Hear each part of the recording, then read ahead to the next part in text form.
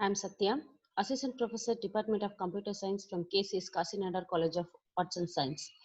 In this video, we are going to see about the CPU scheduling algorithms in operating system. There are 7 types of algorithms are available. Here we are going to see about the basic 3 types of algorithm. The first one is the first come first served scheduling algorithm, that is FCFS. There are so many processes. In this example, we are seeing just 3 processes, P1, P2, P3. And the burst time means the execution time for the process to complete it. For P1, the execution time is 24. And for P2, the execution time is 3. And for P3, the execution time is 3. Suppose the processes arrive in the order P1, P2, P3. Then the Gantt chart for this schedule can be drawn as like this. First, the P1 is executed from the time 0 to 24, and the P2 is executed from the time 24 to 27, and P3 is executed from the time 27 to 30. We are now calculating the waiting time. The waiting time for the process P1 is 0 because it's executed at the first. The waiting time for the process P2 is 24 because it's wait until the P1 get completed.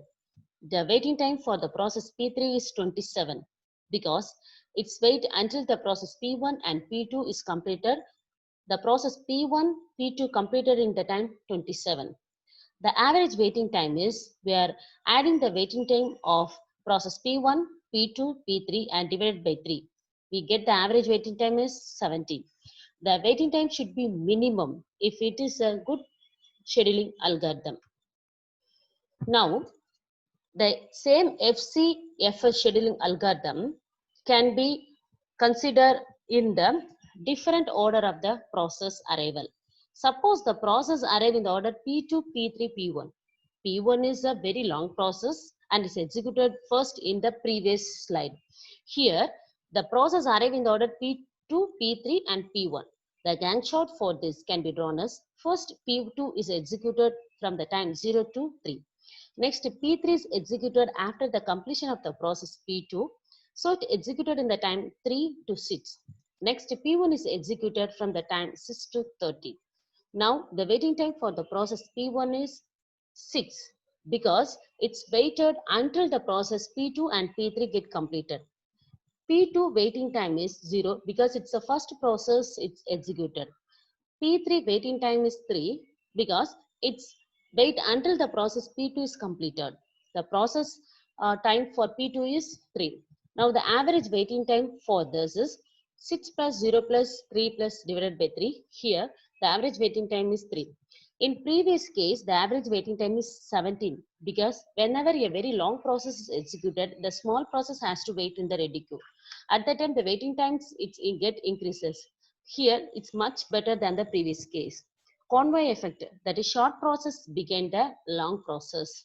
If the short processes begin the long process, then the waiting time will get increases. Consider the CPU bound and many IO bound processes means here the waiting time can be get reduced. The second type of CPU scheduling algorithm is shortest job first scheduling. From the name itself, we can come to know only the job, the process with shortest time can be executed first. This is for to minimize the waiting time. Associated with each process, the length of its next CPU burst. Use this length to schedule the process with the shortest time. This is very optimal one. Shortest job first scheduling algorithm is gives minimum average waiting time for a given set of processes. The difficulty here is to know the length of the next CPU request. Okay, it should be good asked for the user. Because if there are more than 5 processes, the first process should know the remaining 4 processes burst time. Then only we can find which one is shortest and which should be taken from the ready queue for the execution. You can see the example. Here, the example is seen before that. Associated with each process, the length of the next CPU burst. Here, the shortest is very optimal only. The average waiting time for a given set of processes is optimal. The primitive version, here we can consider for the shortest job, that is the shortest remaining time first. Okay, there is shortest job, we are having 2 types. One is the non-primitive, another one is the primitive. The difference between them is whenever a shortest job is executed by the CPU, if a process entered in the ready queue is considered as a shortest job than the process in execution, then it actually primited, they forcibly removed from the CPU. That is the primitive version. This also determine the length of the next CPU burst during the time of execution. Here, shortest job first execution. Here there are four processes P1, P2, P3, P4.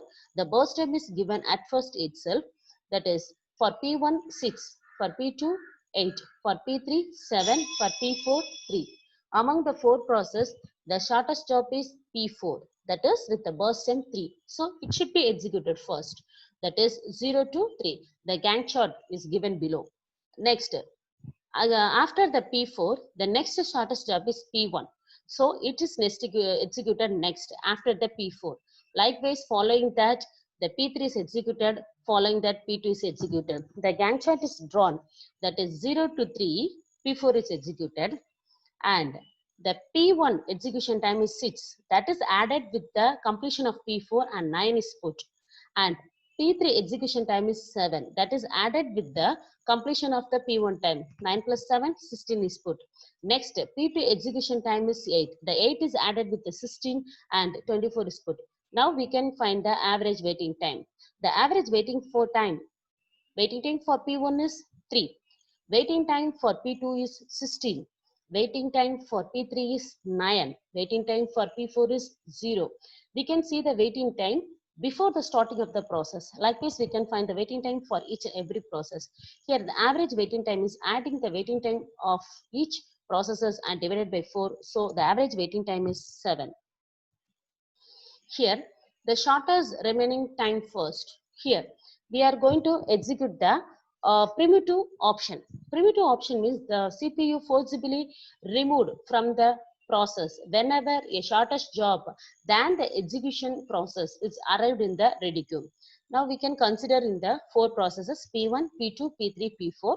The arrival time is 0, 1, 2, 3. Arrival time means it's arrived in the order of P1, P2, P3, P4. P4 is last arrived and P1 is first arrived.